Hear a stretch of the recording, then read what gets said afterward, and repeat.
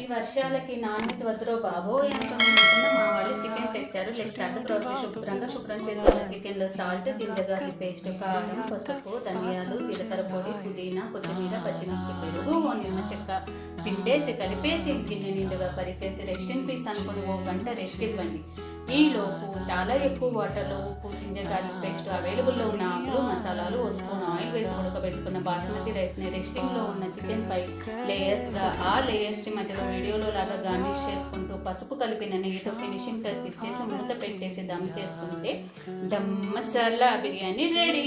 ప్లేట్లో సర్వ్ చేసుకొని నిమ్మ చెక్క, ఆనియన్ రైతాతో తింటే ఉంటుంది. గుమ్గుమ అయించే కొంచెం, లవ్ లాగా అయించే కొంచెం అని పాడక మానరు. నచ్చిందా ఈ వీడియో? అయితే లైక్ చేసి నచ్చిన వారికి షేర్ చేసి నా ఛానల్ గురించి ఏమైనా సజెషన్స్ ఉంటే comment. Please do subscribe to my channel. లేకపోతే లావ్ అయిపోతారు. Thank you for watching.